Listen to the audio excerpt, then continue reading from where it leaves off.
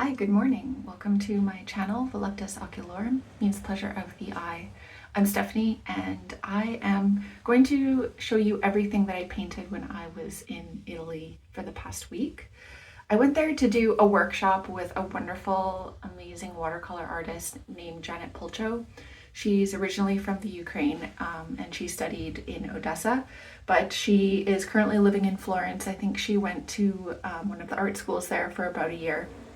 But she's doing these really large scale watercolor florals, and they're very expressive and lively. They have they're sort of inspired by Renaissance painting, and they have a lot of very beautiful, very Florentine, very Italian colors to them.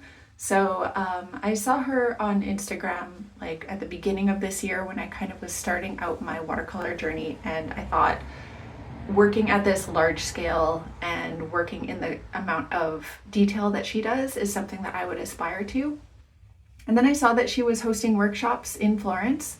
So yeah, when I got some money for my birthday, I decided that I was going to go on one of these workshops. And at that stage, I was really still a very advanced beginner. Like I hadn't been practicing. I really didn't have any good materials yet. So having this workshop as a goal for me really helped me to motivate myself to really practice every day and to get to know my materials and to invest in some better quality supplies. So yeah, I'm really happy with the workshop. It was really well organized. Janet was an amazing teacher, and I'll put in some clips of her painting and demonstrating for us.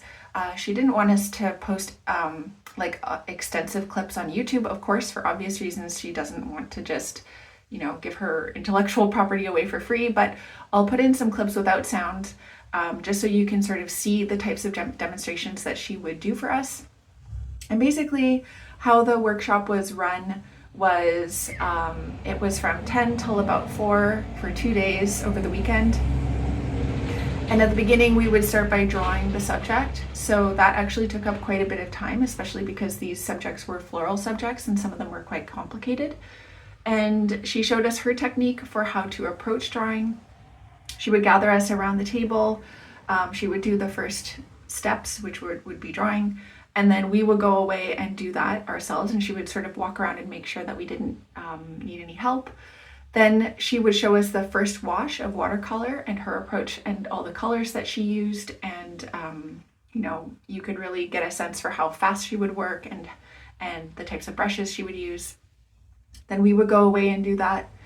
And then she would come gather us again and show us the next level of the next layer, and so on until we were finished the painting.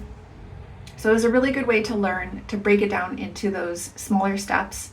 And I think my biggest takeaway from the workshop was honestly that if you want to be good, you really need to spend a lot of time. You have to practice. And there were some people at the workshop, and I think this is very common, and people say things like, oh, you're so talented and you have like a natural talent. And they would say that to Janet. And I didn't think that at all. I thought this is somebody who has worked for decades to be good at what they're doing. When I say decades, I mean probably a decade because she's only 27. But what I saw was the amount of hard work and effort that went into it. I don't really subscribe to the idea that we have natural talent. I think that there are people who have maybe higher spatial awareness or a better sense of color, but everybody has skills, and really what we all need to advance those skills is dedicated time practicing. So she has a master's in watercolor. If you have a master's in watercolor, of course you're going to be really good at fixing mistakes, at understanding, what steps to do in what order. And all of us could get there, if we decided for ourselves we wanted to do a master's of watercolor. That's not to discount her personal artistic approach, which of course the style is something that's completely different. But I just think that we shouldn't go around saying that oh, you're talented and I'm not, I couldn't draw anything. Because I think if you actually did practice, you could.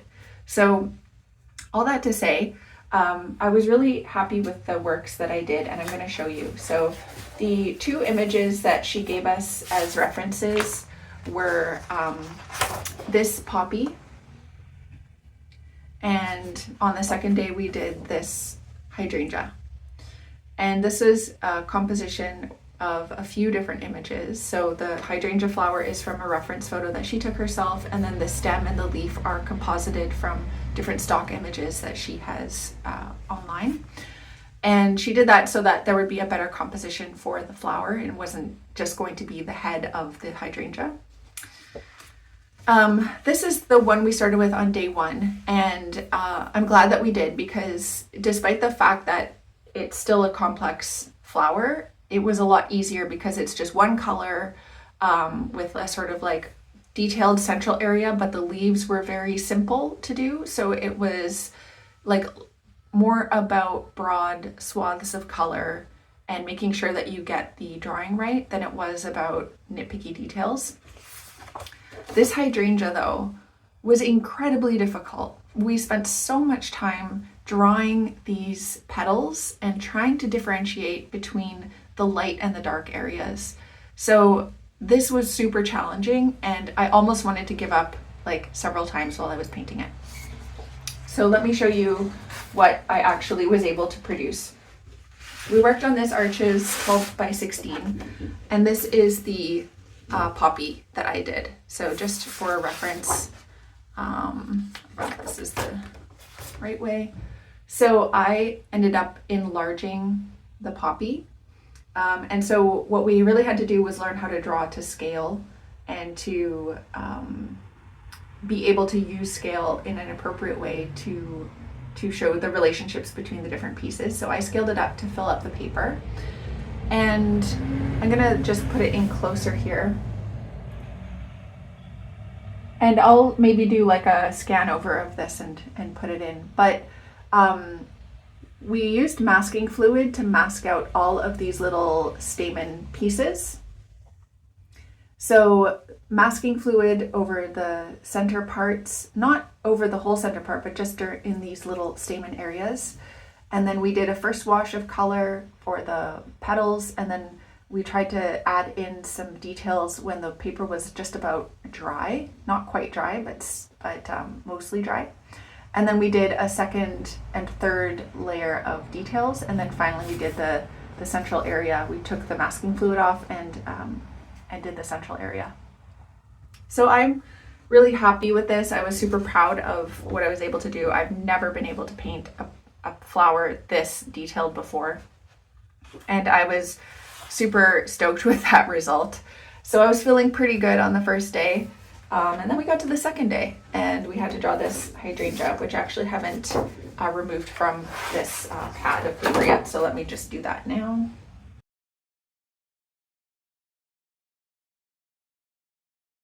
All right, so this is the hydrangea. And just as a reference, this is the photo. So I tried to do it pretty much at the correct scale because it would have been very hard, I think, for me to scale it up larger. I was already kind of overwhelmed by the amount of details that I was going to have to show in the image, so I just kept it simple and tried to make it the same scale. So I'll just zoom in a little bit here. I ran into trouble because these petals, once you start looking at them, they're so complicated. You think, oh, it's okay. Like, you look at the reference image, like, you can easily differentiate all of the different petals and the centers and everything like that, and the shade and shadow. But once you start drawing it and painting it and trying to get it right, it was so hard to do.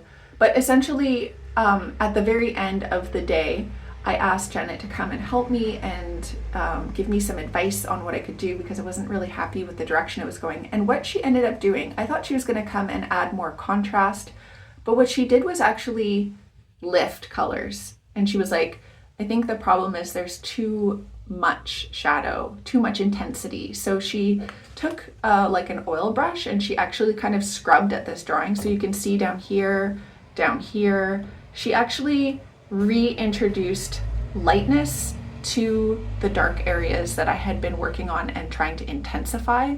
And she was like, let's remove some color. So that was actually really helpful for me that, you know, yeah, they always say in watercolor, like you can't paint back in the lightness, but she did. So yeah, if you know how to fix your mistakes, like you can still make something out of a mess.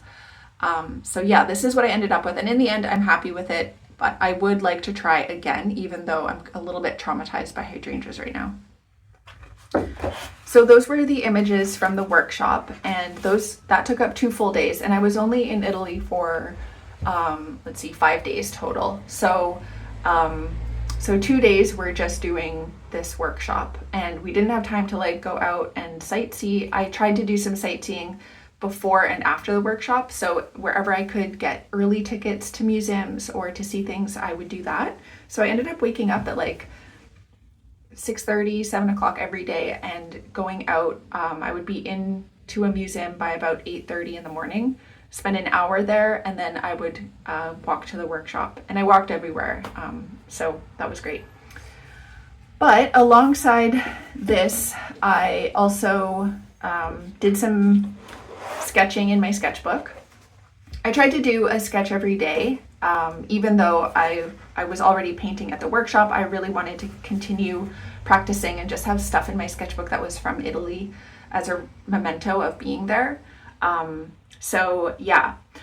Now, the trip didn't start out that auspiciously because when I got into Venice, which is where I was flying into, I had to take the train to Florence. So I first had to take the airport bus to the central station in Venice, and from there get on another train and go to Florence. But when I got on the airport bus, there wasn't a ticket machine available. So I saw that they had like, you could just tap your card to pay. So that's what I did. I had like, have like an international multi-currency bank card. I tapped my card, the screen went green and I got a check mark, and I thought, great, it's worked, it's fine. So I'm on the bus, and a few stops into the bus ride, these 2 ticket checkers come on the bus, and they come around and I say, oh, I tapped with my card. And they're like, okay, we need to see like the last 4 digits of your card because we can check it on they had like little machines that would show them all of the transactions on that bus. So I showed them the last 4 digits, and they were looking and looking and looking, and they couldn't find it. And they were like, you didn't tap. And I was like, yes, I did. Anyways, long story short, they gave me a €50 ticket because they couldn't find my transaction, and my online banking did not show up the transaction yet. So I don't know what happened, but I got a ticket and I was so upset. I started like just crying on the bus, and I was like hiding behind my sunglasses, like crying out the window. It's stupid because like €50 is not the worst amount of money, but it was a big shock for me to like, you're in Italy, you're feeling really good, you're on your way to like Florence, and you just have this experience. It was really shitty. So I had about an hour in between when I got to the train station in Venice and before my next train was going to leave. So I decided to go for a little walk and just sort of like clear my head. And I didn't wander far because I didn't want to get too far from the train station. But I just went to this like bridge that was right in front of the train station, and I decided to draw what I saw. So I did this while I was feeling pretty sad about my life. And I started out with my colored pencils, and then I just went into gouache, and I did it just outside. Like nobody bothered me, nobody cared. I'm sure some people were staring, but I didn't really notice. And the thing that I noticed for myself was that drawing this just instantly made me feel better. Like I was just concentrating on drawing the lines and getting the shadows right and using the colors. And I just really felt better. Like I felt more peaceful. I felt more calm. I wasn't upset anymore. It's not the best drawing in the world, but I thought that it captured the sort of like sun and shadows of the late afternoon in Venice. So I was just kind of grateful to this drawing practice for being a way to sort of get me out of that negative feeling that I was having. So yeah, that was my first drawing on my first day. That's when I arrived. The following day, was the first day of the workshop, and I woke up early and I went to the Uffizi Gallery. I had an entry ticket for 8:15 a.m. So I walked about a half hour, and on my walk, I passed by this church while I was walking down the street, and it's called Santa Croce, Basilica Santa Croce. And in the churches in Florence, they all have this really like sort of decorative outlining on the facades. And so I actually painted this from a photo because I didn't have time to paint while I was on my way, but I took a photo and then I painted it that evening when I got back to my room. And again, it's like not the most amazing because I'm really have been doing a lot of landscapes. I haven't been doing a lot of cityscapes or buildings, but what I really wanted to capture was the quality of the brightness of the light slanting through this street, and the fact that this facade was in shadow and that there was like these strong shadows coming, and then the silhouettes of the light posts coming down. So I worked on that in the evening when I got back to my place, and yeah, I was pretty happy with that because it was a good memory of walking to the museum in the morning. Okay, after the workshop on the first day, it was really nice, and it was about 4:30 p.m. and I decided I was going to walk up to this viewpoint on the other side of the river. It was so hot. I was sweating like a dog. It was crazy. But I got to the top of the viewpoint, and I painted this image from the top of the hill, partially so that I could take a break from walking and sweating, and partially to just enjoy the view, because this was actually about 3/4 of the way up to the viewpoint. And I'm glad that I stopped here because the actual viewpoint itself was absolutely crammed with people, and you couldn't actually get a spot to look out over the city. So this was like a little peaceful spot before you got to the main viewpoint. And yeah, so I just stopped and I did a few layers of wash in watercolor. I did a very basic pencil sketch as a beginning stage, and I did finish off some of the darker details later when I got back to my room, but for the most part this was painted on location. So the next day I had the workshop all day. I went to see the Michelangelo's David sculpture in the morning, and in the afternoon I had a time ticket to go up the Duomo, which is Brunelleschi's dome on top of the Santa Maria del Fiore Cathedral.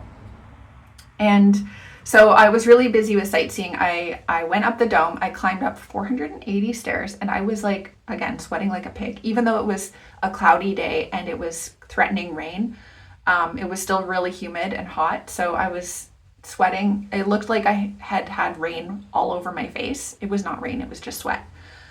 So I went up the dome. It was amazing. The bells went off. It was great. And then I went back down, and the other part of this combined ticket allowed me to go up the bell tower, which was also a part of the church. It's called the Campanile. So I decided to do that as well. And so I climbed up another 460 stairs. And I got to the top of that. And when I got to the top, you had a really good view of the dome. So this is an image of the Duomo and the city of Florence looking, I guess, to the north-ish. Yeah. Yeah, and so Florence is just surrounded by these like beautiful hills that kind of become more mountainous in the distance. And I tried not to focus on too many of the details in the buildings, instead just relying on like patches of color to indicate the roofs. And again, I finished off these details later because I just wanted to like sort of get the main shapes and colors down. So really what I did on site was the sky, these hills in the background, the main colors of the cathedral, and I did sketch that with a pencil first, and then a few of the like roof colors here, and then I added the darker details of the windows and the shadows and some of the texture later. So yeah, that was, you know, was a good experience. It again gave me a chance to sort of dry out and not be sweating so much. And yeah, it would have been cool if it had been a sunny day, because you always think in Italy the sun is shining all the time, but that day it was rainy, and that's fine. I just did with it what I could. So the next day, which was my last morning in Florence, I did a little bit of a walk around the city, but I didn't do any sketching because I was sort of like, I don't know, trying to sightsee. And so I took a lot of pictures, but I didn't really sketch anything. And then I was taking the train to Lucca that day. So I got on the train, I got to Lucca. It was a beautiful day, and I ended up climbing more stairs and going up more towers. The best view that I got in Lucca was from the Guinigi Tower, and it is a tower that has trees planted on top. So when you look out over the city, you get these like beautiful frames of trees in your view. And I decided to use my gouache palette this time. So I painted the view from the top of the tower with the leaves framing the view and looking beyond into the mountains. So yeah, this one's a little bit more opaque. Not as happy with the shading of this one, but I did what I could. So yeah, this is my 5th drawing that I did. And that's it for my sketchbook. So I didn't manage to do like any scribbly sketches or anything. I was mostly just doing like scenes that I wanted to paint. So I still have a few pages left in my sketchbook that I can fill up. And I think that I might just take a few of the photos, because my final day after I was in Lucca, I went to Venice and I went to the Biennale, which was amazing. There's so much art there. But I got a chance to walk around the city as well. And I have a lot of reference images that I can use to recreate in my sketchbook. So yeah, that was my art trip to Italy, and I couldn't be more happy with how it went. It was fun. It was, rewarding. I felt like I learned a lot, and I do feel like I managed to sketch and to use all the materials that I brought as well. So yeah, I'm happy with it. I couldn't recommend enough. If you have something that you're aspiring to and you're afraid of it, if you just commit to doing it and you tell yourself this is your motivation to sort of keep practicing and keep going, you can get to a point where you would feel comfortable going to that workshop and doing, following along with the instructor and being able to produce something that you're proud of. And there was people there who were very amateur and very, very much not practicing every day, and they were still able to create beautiful, beautiful pieces, because I think it's all about the instructor as well, and who's teaching you and how they're teaching you.